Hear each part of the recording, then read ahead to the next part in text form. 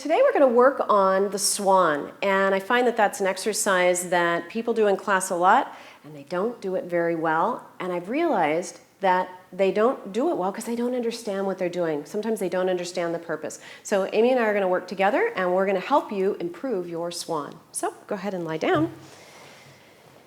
And we're going to start with the hands back alongside the rib cage. And once you get into the full Swan, I'll tell you how you can put your hands in kind of the optimal position for doing it. So right now, just as long as they're kind of toward the bottom of the rib cage, that's great. So Amy, I'm going to have you lift your head, and I want you to stare straight down at the mat. And when you lift your head up, you're going to align your ears in line with your shoulders the best that you can, and you're still looking down.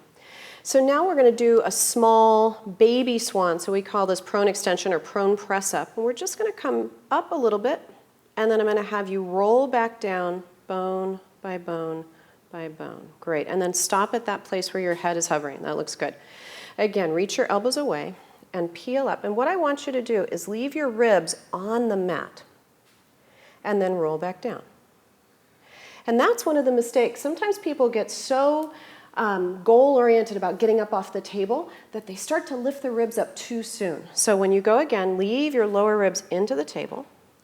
And what that does, it ensures that you extend in your upper spine. And that's really important. That's part of the benefit of this exercise.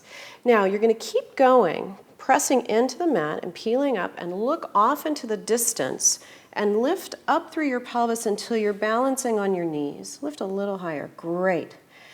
To start rolling down, you're going to bend your elbows and start to put your thighs down, your pubic bone, your belly button. And notice how she's still looking forward. That's really good. Back to the position. Let's do it again.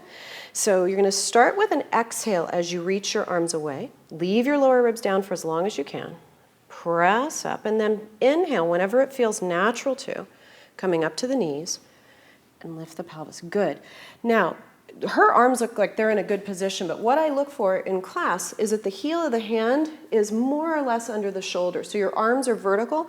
That way your bones of your arms support you and you don't have to use so many shoulder muscles. As you roll down, start to put your thighs down. Good. And when you roll, start to put down one rib and the next rib and the next rib and the next. Great. Thanks for your help on that. I hope if you put those things into practice, the Swan isn't one of those exercises that you hope the teacher forgets. Oh gosh, I hope they don't do the Swan today, and actually becomes one of your favorites.